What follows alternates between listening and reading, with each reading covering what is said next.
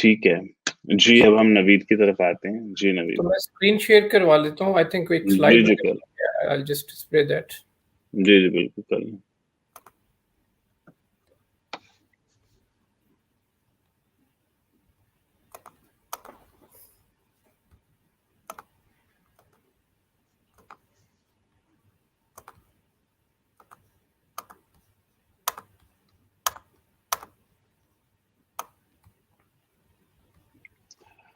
तो अब हम लोग कुछ केस स्टडीज नवीद डिस्कस अगर करेंगे।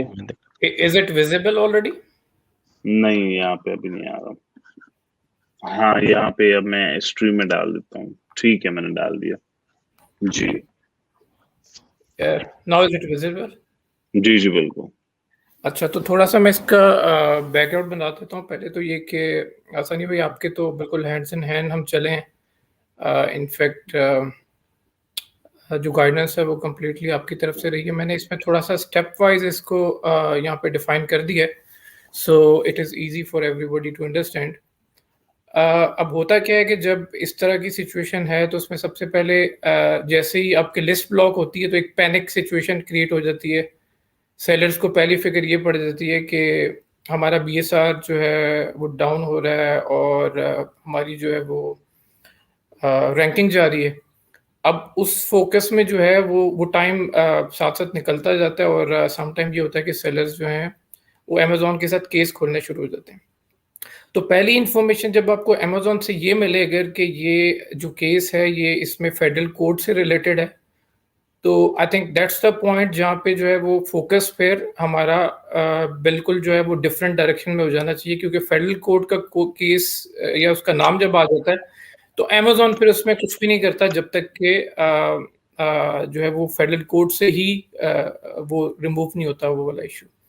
तो इसमें पहले आपके पास जो है वो मेल आती है जिसमें डिटेल्स होती हैं बेसिकली लॉयर की, दूसरी आपके कंपटीटर के या जिसने केस किया होता है उसकी, ज़्यादातर फ़ोन नंबर और इस तरह की इंफॉर्मेशन होती है। तो थोड़ा बता दें बैकग्राउंड के फेडरल कोर्ट ने क्यों सस्पेंड करवाई लिस्ट, उन्होंने क्या क्या एलिज किया था आपकी कंपनी के ऊपर? जी, तो बेसिकली वो लिस्ट के ऊपर था, not only on our list but I think उन्होंने 250 लिस्ट के ऊपर ये किया था। अमेजोन की भी थी और ऑल प्लेटफॉर्म्स की भी थी। ये भी इनफैक्ट बाद में हमें पता चला जब हमने फाइंड आउट किया। तो वो जो केस था वो था आईपी इन्फ्रिंजमेंट का था, और उसके अलावा जो है उसमें काउंटरफिट प्रोडक्ट सेल करने का था। तो केस का बैकग्राउंड जो ये था। लेकिन जब हमें पहली इन्फॉर्मेशन अमेजोन से आती है उसमें सिर्फ एक जनरल इन्फॉर्मेशन होती है और एक लॉयर की इन्फॉर्मेशन होती है। यहाँ पे पर्पस मेरा ये होगा इस केस के रेफरेंस में ये बताना कि अगर इस तरह की चीज़ आती है तो जनरली हमारा कोर्स ऑफ एक्शन जो है वो क्या क्या होना चाहिए उस सिचुएशन में, based on the experience which we have gone through. तो एक तो ये कि उस टाइम पे उसका पैनिक लेने का कोई फायदा नहीं है। अब वो बीएसआर नीचे जाएगा, अब वो लिस्ट जो है वो डीएक्टिवेट होनी है, उसको फौरन आप एक्टिवेट नहीं करवा सकते। फोकस होना चाहिए अब नेक्स्ट सेक्शन की तरफ। तो उसमें आप सबसे पहले कांटेक्ट करने की कोशिश करते हैं, जो आपको कांटेक्ट इन्फॉर्मेशन अमेजोन ही देता है। ज़्यादातर जो आपका राइट्स ऑनर है उसका लॉयर ही होता है जिसकी कांटेक्ट इन्फॉर्मेशन होती है। इन सम केसेस राइट्स ओनर खुद भी केस कर सकता है तो उसकी भी होगी, लेकिन ज़्यादातर केसेस में लॉ फर्म्स होती हैं। तो वो लॉ फर्म्स का फ़ोन नंबर वगैरह होता है, उसका ईमेल आपको वेब पे ढूंढने से मिल जाता है। So what needs to be done is के उनका पहले तो उनको एक प्रॉपर आपको ईमेल करके इन्फॉर्मेशन चाहिए मज़ीद केस के मुतालिक। अब जो फर्स्ट स्टेप मैंने इसमें लिखा है, find out more about the case, वो इसलिए ज़रूरी है कि unless you know about the case आप आगे उससे बढ़ ही नहीं सकते। उसको डील करने के लिए and that's the key here. किसी भी इनफैक्ट किसी भी रीइंस्टेटमेंट को, नॉट ओनली दिस, बस किसी भी रीइंस्टेटमेंट में जो की होती है वो यही होती है कि अपने फाइंड आउट करना है कि प्रॉब्लम क्या है, डिटेल्स उसकी जानने की कोशिश करते हैं आप। इधर जो डिटेल का सोर्स है वो है आपका जो लॉयर है, आपके राइट्स ऑनर का जिसने केस किया। तो वो आपको कुछ बेसिक सी इन्फॉर्मेशन दे देगा, आपको वो केस नंबर बता देगा, वो उसका काम है बताना। और कोशिश ये करनी चाहिए कि उनसे ऑफिशियल वे में आप कम्युनिकेट करें। आप जो उनको ईमेल करें वो भी एक कंपनी के ईमेल एड्रेस से जाए या ब्रांड के ईमेल एड्रेस से जाए। फैक्स आप भेज सकते हैं, ऑनलाइन फैक्स नंबर लिए जा सकते हैं उसके लिए, जो आपकी कंपनी के नाम रजिस्टर होते हैं, और आपके पास प्रॉपर फैक्स का रिकॉर्ड होता है जब आप भेजते हैं, तो वो एक ज़रूरी चीज़ है, क्योंकि कोर्ट में केस है तो कल को आपको ये इन्फॉर्मेशन काम आ सकती है। और वो रिस्पॉन्स देने के लिए बाउंड भी होता है। तो हमने ये भी देखा है कि ईमेल के रिस्पॉन्स, अब 1 हफ्ता तो आपको 1 डेढ़ हफ्ता लग जाएगा ईमेल पे कोई रिस्पॉन्स शायद आए भी ना, क्योंकि ईमेल आपको ऑफिशियली अमेज़न समटाइम प्रोवाइड करता भी नहीं है। सो फैक्स इज़ द वे, और उसका क्विकली जो है वो ऑनलाइन एक फैक्स का नंबर ले लेना चाहिए कंपनी के नाम पे, अगर नहीं है ऑलरेडी तो, and start communicating over that so that you have the proofs also for the communication. अच्छा, अब दूसरी जो चीज़ है, अब केस नंबर मिल गया, अब एज हम बैठे हुए हैं लेट्स से पाकिस्तान में या किसी और कंट्री में, और अब how to get more information about that case. अब यूएस में ये चीज़ बड़ी आसान है।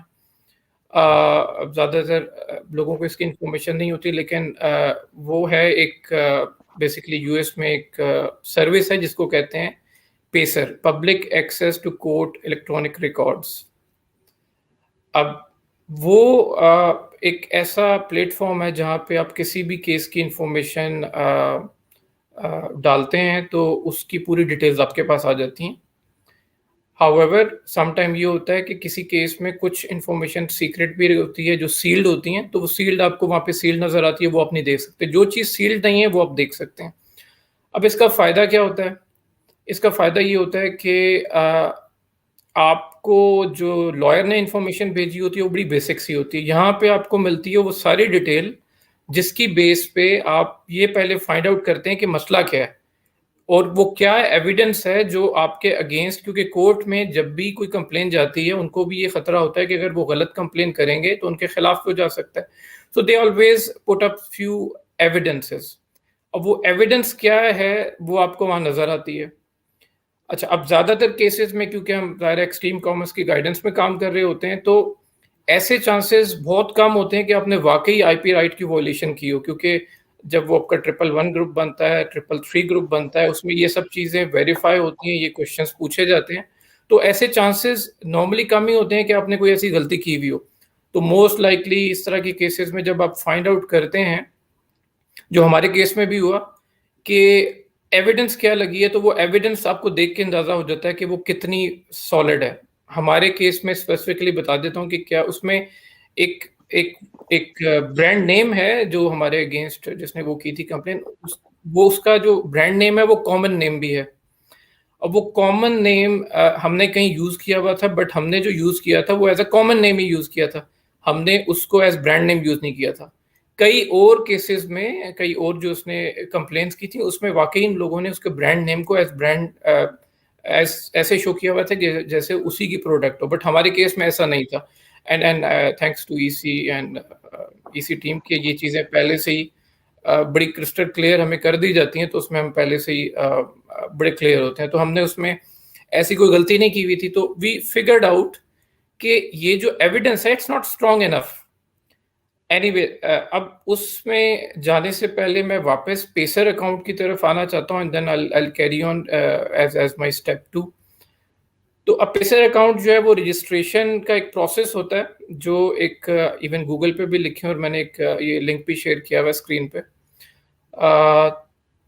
इसको रजिस्टर करवाना बहुत आसान है। इसमें सिंपल एक आप सर्च वाला ऑप्शन है, उस पर रजिस्टर करवाते हैं, रजिस्टर बड़े आराम से हो जाता है। लेकिन इसका सेकंड स्टेप होता है एड्रेस वेरिफिकेशन। सो एड्रेस वेरिफिकेशन में एक है फास्टर वे, एक है स्लोअर।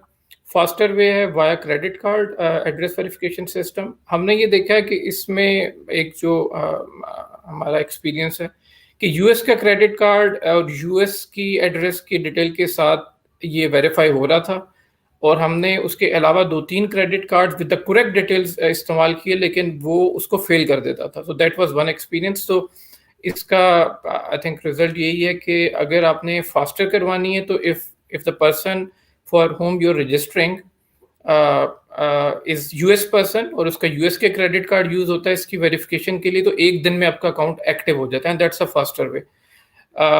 स्लोअर ऑप्शन है दूसरी, वो भी पॉसिबल है। कि वो आपकी एड्रेस जो आप देते हैं उसमें, वो उस पे एक टोकन भेजते हैं फिजिकल मेल के थ्रू। तो उसमें ज़ाहिर है 2-1 हफ्ते लग जाते हैं, आपके पास वो पहुंचता है, फिर आप वो पिन कोड, वो ऑथेंटिकेशन टोकन एंटर करते हैं और आपका फिर एक्सेस आपको कंप्लीटली मिल जाता है। तो ये एक एक्सपीरियंस था। अच्छा, इसके अकाउंट के चार्जेस का अभी बताता चलूँ कि चार्जेस बहुत नॉमिनल होते हैं। आई मीन हमारे आई थिंक टोटल केस की documentation hundreds of pages download करने के बाद भी इट वाज लेस देन $100 जो टोटल लगे थे हमारे। पर पेज जो है वो 10 सेंट और सम टाइम पॉइंट्स में भी होती हैं जो उसके चार्जेस होते हैं। So it's very you know charges उसके काफ़ी कम होते हैं। It's not a free service but it's at the same time not very expensive. So that's how we get the Pacer account registration done, जिसकी वजह से आप बेसिकली डिटेल ज़्यादा ले सकते हैं। तो अब मैं अपने केस की तरफ वापस आता हूँ। तो उसमें फिर ये हुआ कि हमने उसकी इंफॉर्मेशन पूरी की पूरी केस के निकाली, हमने ढूंढ के वो एविडेंस निकाली जो उन्होंने उसमें डाली थी, एंड वी फिगर आउट के वो एविडेंस एक्चुअली इतनी सॉलिड नहीं है, एंड एक्चुअली किसी को उन्होंने लगाया होगा और they just compiled everything. So what we did, अब वी थॉट कि अब इसको सबसे पहले, एंड इन द मीनवाइल हमारे पास एक ईमेल आती है लॉयर की रिस्पांस की कि हम सेल्स स्टडीज कर रहे हैं और हम आपको शॉर्टली एक ऑफर करेंगे। ऑफर वो क्या होगी? ऑफर वो ये होगी कि इस केस को वो विड्रॉ करने के लिए वो they wanted to ask for the money, और वो जाहिर है उसके लिए वो सेल्स डेटा वगैरह कलेक्ट कर रहे थे। एट द सेम टाइम इस तरह की सिचुएशन में अमेज़न आपके अकाउंट के पैसे होल्ड कर लेता है। सेलिंग राइट एक तरफ, लेकिन आप पैसे भी नहीं ले सकते। उसकी वजह क्या होती है? उसकी वजह ये होती है कि क्योंकि फेडरल कोर्ट में केस है, तो उसका रिजल्ट सम टाइम जब आपके फेवर में नहीं आता तो वो आपके अकाउंट से भी आपकी इन्वेंट्री, आपकी जो उसमें पैसे ऑन होल्ड हुए हैं वो सब रिकवर करवा के भी सम टाइम जो दूसरी पार्टी है उसका नुकसान पूरा किया जाता है।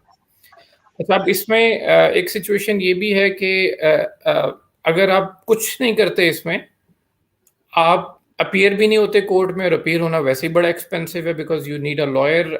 इन सम केसेस $10,000 से आपका लॉयर वो स्टार्ट होता है। और अगर आप एज इंडिविजुअल जाते हैं तो वो उसकी कुछ पॉलिसीज हैं, कुछ रिस्ट्रिक्शंस हैं। इन सम केसेस जा सकते हैं, सम केसेस नहीं जा सकते। तो अगर आप इसको बिल्कुल छोड़ देते हैं तो it will definitely go against you, one sided decision हो जाता है, वो भी नहीं कर सकते। So coming back to our case study, तो व्हाट वी डिड, हमने फिर ये किया कि हमने सोचा कि अब क्योंकि वो लॉयर है दूसरी तरफ, and we should be responding in a legal language, तो सनी भाई ने ये रिकमेंड किया कि lawyer would be very expensive and find someone जो आपको लीगली असेस कर सकता हो और चीपर भी हो। सो वन ऑफ मेरा जो वो ये था कि हम एज अ प्रो से जाएंगे। एक होता है कि हम लॉयर हायर करेंगे अगर हमारी एलएलसी पे किसी ने लॉ सूट फाइल किया है, लेकिन अगर हम as a individual seller Amazon पे बेच रहे हैं, मेरी इंडिविजुअल आईडी इंडिविजुअल नाम से, तो हम कोई भी एज अ प्रो से भी हम अपने आप को रिप्रेजेंट कर सकते हैं। तो कोई भी आपको पैरालीगल आप फाइवर पे हायर कर लेते हैं, वो सस्ता मिल जाता है। पैरालीगल जो है उनकी नॉलेज होती है, वो लॉयर तो नहीं होते, लेकिन वो आपको एज अ इंडिविजुअल आपको गाइड कर देते हैं कि आपने अपने आप को रिप्रेजेंट कैसे करना है, कोर्ट में क्या बोलना है। अगर कोर्ट में जज के साथ फोन पे बात हो रही, क्योंकि मैं तो ये कर चुका हूँ, मैं 2-3 केसेस एज अ प्रो से डील कर चुका हूँ, और मैं ये सारे प्रोसेस से गुजरा हुआ हूँ। तो मैंने कभी लॉयर इसलिए हायर नहीं किया कि पैसे नहीं होते थे हमारे पास में, कि हम लॉयर $10,000 का रिटेनर पे हायर कर रहे हैं। तो हम फिर यही पैरालीगल ही ले लेता था, मैं उन्हीं के थ्रू ये काम में करता था। तो मैंने इनको फिर यही बोला था कि आप पैरालीगल के साथ काम करें। अच्छा, फिर तो अब उसमें फिर जो आइडिया था बेसिकली इसकी बैक पे वो ये था कि वी नीड समबडी जिसका लीगल नॉलेज हो। सो मैंने उस लाइन पे सोचना शुरू किया। तो मैंने I tried hunting somebody in Pakistan, and luckily I got and there was very clear two liner from Sunny भाई। We need somebody who has a legal knowledge and who has excellent drafting skills, क्योंकि सारा ज़ाहिर है response English में जाना है, and that needs to be excellent. ये दोनों चीज़ें आपको ज़ाहिर है मुश्किल ज़रूर होता है लेकिन मिल जाती हैं. So we luckily we find somebody a very good lawyer with excellent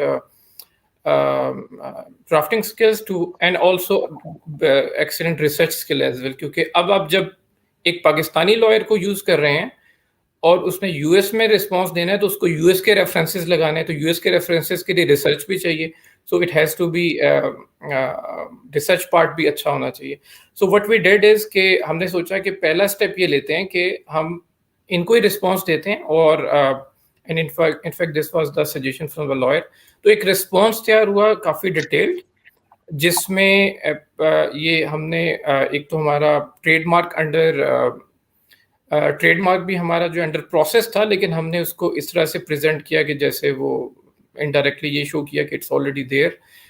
that was a strong point. Second ये था कि हमने कुछ रेफरेंसेस उसमें लगाए जो यूएस कोर्ट के प्रीवियस केसेस थे जिसमें ये डिफाइंड था कि क्या वो फैक्टर्स होते हैं जिसकी बेस पे एक प्रोडक्ट जो वाकई जिसको आप कह सकते हैं कि वो काउंटरफिटिंग कर रही है या वो आईपी राइट्स वायलेशन हो रहे हैं उसमें. तो वो बड़ा अच्छा एक हमारे लॉयर ने रिसर्च करके उसमें ऐड किया वो सारी डिटेल्स. हमने इस तरह से उस रिस्पांस में शो किया कि, और जो फैक्ट भी था कि वी आर अ कंपनी, क्योंकि एक पॉइंट लॉयर का हमारे अगेंस्ट या सबके अगेंस्ट ये भी था कि ये सारे इंडिविजुअल सेल कर रहे हैं.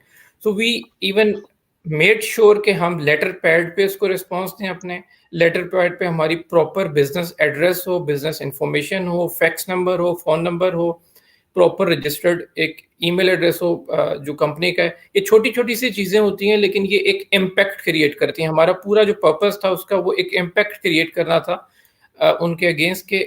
You are not dealing with a individual, you are dealing with somebody जो आपके अगेंस्ट आपको भी प्रॉब्लम क्रिएट कर सकता है कोर्ट में जाके.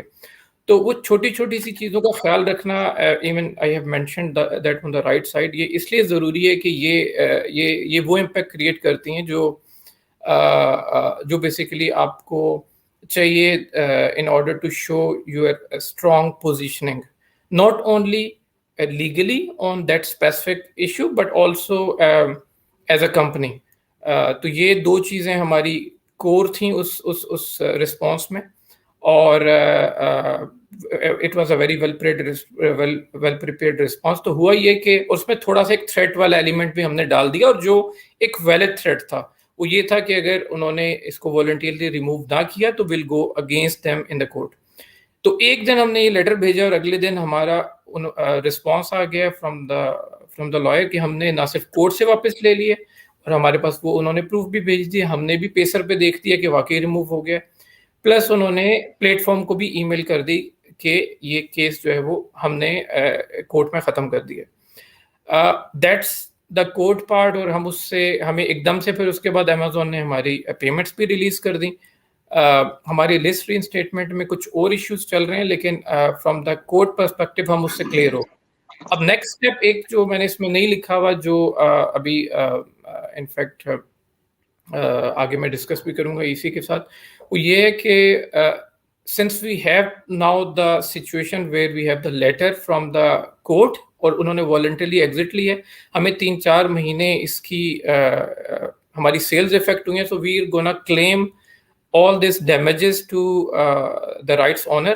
तो पहले हम अगेन एक थ्रेट वाला लेटर और एक इस डिटेल के साथ अपने लॉसेस के साथ लिखेंगे. अगर आउटसाइड द कोर्ट सेटल हो जाता है तो well and good. If they are ready to pay the losses fine, if not then we decided that will go against them in the court. और ज़ाहिर है हमारा केस ऑलरेडी इसलिए strong है कि दे एक्चुअली उन्होंने वॉलंटियरली जी mistake भी है के लिए. तो ये हमारा नेक्स्ट अब मूव होगा in order to recover all the losses which we have. तो इसमें बस एक मेरा लास्ट मैसेज यही है कि इसमें पॉइंट ये है कि इंफॉर्मेशन जितनी ज़्यादा आपके पास क्लियरली होगी उतना आप इसको डील अच्छा कर सकेंगे. दूसरा ये कि इसमें फ्रंट फुट पे रहना, दूसरा टेक अवे ये है कि फ्रंट फुट पे रहना बड़ा ज़रूरी है, और स्पेशली अपनी स्ट्रेंथ को प्रॉपरली शो करना विद स्मॉल थिंग्स. एक आप अजीबो गरीब सी ईमेल करके 4 लाइनों के भेजेंगे, it will not create a impact. So create a impact. Third जो है वो ये कि if it is done in your favour, try to get try to recover your money, try to recover your losses, because that's the right which we should never leave.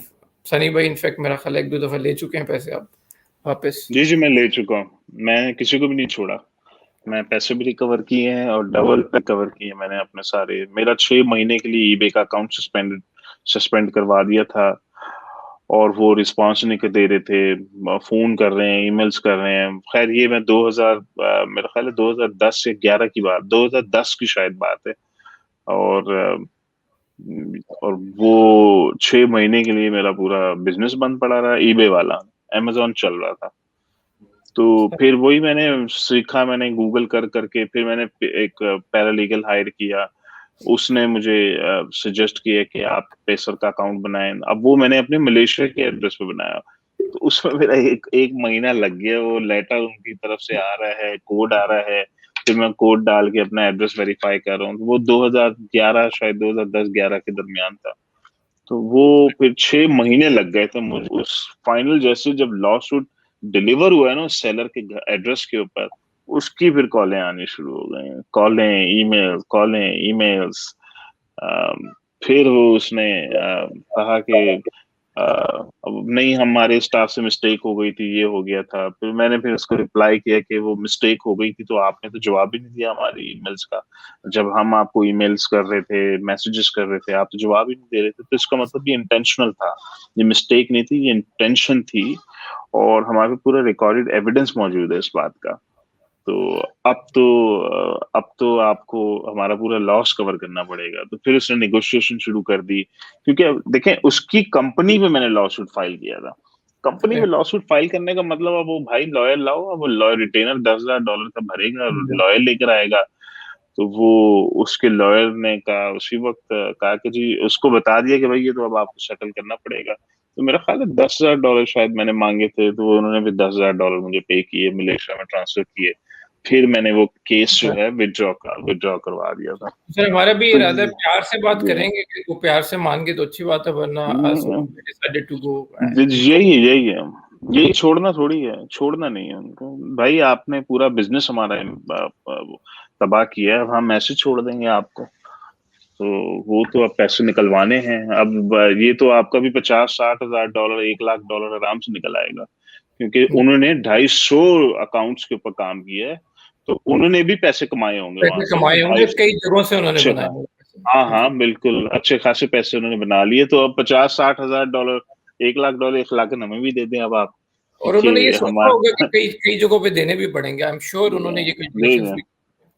So that's it from me. अगर sir कोई question है तो जी जबरदस्त। तो इनका case जो है, वो लिस्ट जो है, उसके बाद अमेज़न मान गया कि हाँ ठीक है, हमने वो रिवोक कर दिया है, लेकिन लिस्ट रीइंस्टेट नहीं हुई आज तक। यानी कि वो लिस्ट के ऊपर आगे फंस गए हैं। तो अब वो लिस्ट की रीइंस्टेटमेंट एक टेक्निकल इशू है। वो कह रहे हैं कि जी नई लिस्ट अब आप बना सकते हैं, तो हमारे पुराने रिव्यूज जाया हो गए उसके अंदर। अब हम उसके ऊपर लगे हैं। सो उसमें I mean to be honest, उसमें मैं डायरेक्टली खुद अभी नहीं आया था, ये वाला पूरा मैंने खुद डील किया था। तो उसमें मैं क्योंकि वो आसान लग रहा था कि अब तो मेल आ गई है, अब ऑल गुड, सब ठीक हो गया। और वो एक इवन अमेज़न की वो थोड़ी सी अपॉलॉजी वाली लाइन भी होती है उसमें। तो उसके बाद फिर मैंने उसको थोड़ा रिलैक्स ले लिया था। तो नाउ आई डिसाइडेड कि उसको अब उसमें मैं खुद थोड़ा सा डायरेक्टली डील करके उसको एक ट्राई और करनी है बिफोर वी न्यू लिस्ट। लेकिन काफी इंटरेस्टिंग है वो भी एरिया, और वो एक दफा सॉल्व होता है तो उस पे मेरा इसको नेक्स्ट सेशन में डिस्कस करेंगे।